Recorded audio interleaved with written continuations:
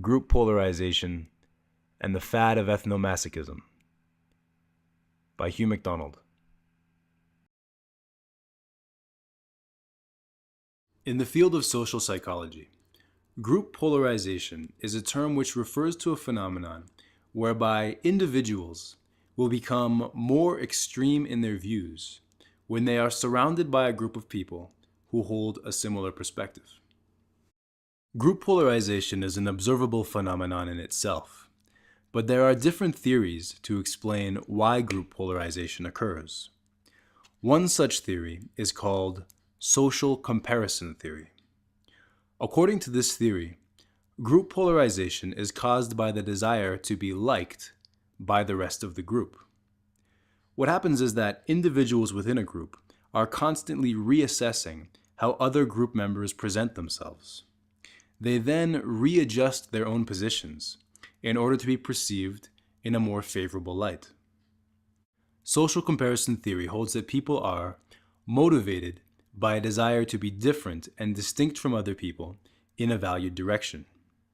In addition, people are also motivated to present themselves somewhat more favorably than other people. In other words, we want to be different from, as well as better than, other people. Brown states, "To be virtuous is to be different from the mean, in the right direction and to the right degree." When making initial ratings along a dimension, individuals give themselves a rating that is somewhat more favorable than the rating that they presume the average group member will give. When individuals directly or indirectly infer what the true norm is, they then improve their own ratings, thus producing the overall choice shift. Eisenberg refers to this as one-upmanship. It's like, I'm similar to the group, but I'm just a little bit better than the group.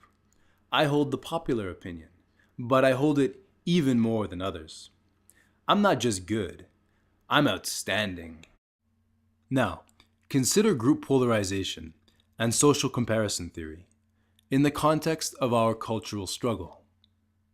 Think of the European who emphatically spits on his own people. I don't want to go to the future and find out what happens to white people because we're going to pay hard for this shit. You got to know that. We're not going to just fall from number 1 to 2. They're going to hold us down and fuck us in the ass forever. And we totally deserve it. We totally deserve it. We totally deserve it. Don't serve your country, don't serve your king. Know your customs, don't speak your tongue. One man came to everyone. One man listened to the songs we sing. One man came to everything. From every other tribe. Thus, the great other became the Europeans' civilization. I use the term civilization loosely. I use the term civilization loosely. I use the term civilization loosely. Kill all the white men. Kill all the white men. Kill all the white men. Kill all the white men. Kill all the white men. Barack Obama, what do you think? Well, it's all there, black and white, really. I just hope the white part doesn't screw it up, you know what I mean? Because we tend to do that. Yes. I just hope the white part doesn't screw it up, because we tend to do that. I just hope the white part doesn't screw it up, because we tend to do that. Yes. Yes. Yes. Yes. Think of this European who spits on his own people. What drives him to such an extreme? Like all Europeans in the 21st century, he is sensitive to and appreciative of the ever-present threat of being labeled a racist. Pushed by this fear of persecution, and pulled by his desire to come across as better than average, it isn't enough for him to stop at saying, it's bad to hurt other peoples. He has to one-up his peers and say, not only do I believe in treating people equally, I actually really like other peoples. I don't just really like other peoples, I prefer other peoples. I don't just prefer other peoples, I hate my own people. My people are a bad people. See? That's how far from racist I am. Not only do I not dislike others, I actually hate my own people. That's just how much of a great person I am. See how unracist I am? I'm not just good. I go above and beyond. I'm outstanding. For this polarized European, this kind of self-flagellation is an opportunity to prostrate and humiliate himself before the group, to demonstrate that he is not a rebel. He is completely on board with the norms of the group, and then some, even if those group norms are actually screwing him over. He says, "You don't have to worry about me, sir. I'm a thoroughly brainwashed conformist, and I like it that way." This is a depressing and pathetic state of existence, like the high school outcast who makes a fool of himself in order to gain the temporary and superficial approval of the cool kids. Rather than standing up for himself and enduring the hardships of swimming against the stream, he buckles under the pressure and embraces his own oppression.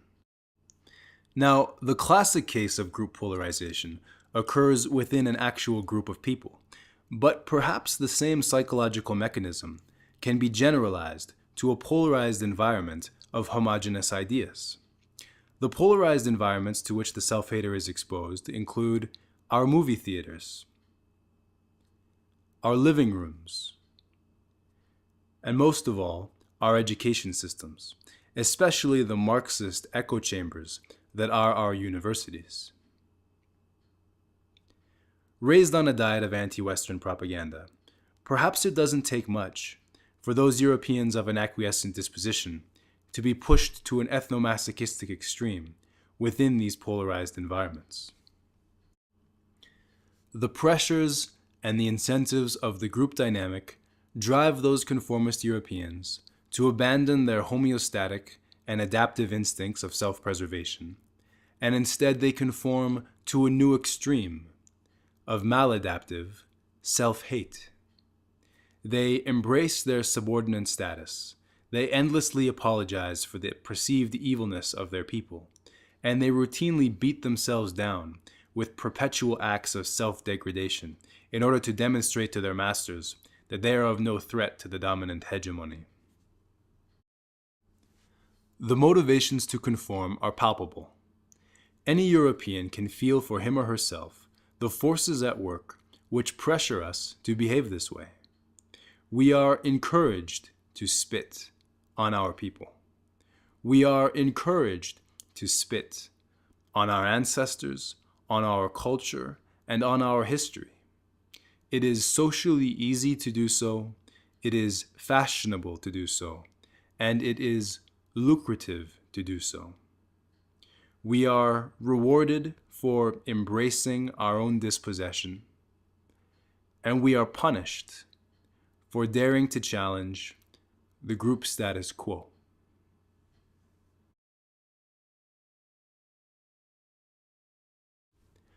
Motivated by the fear of ostracism and the need to feel superior to others, the European coward, within his polarized environment, is transformed into an extremist, self-cannibalizing ethnomasochist.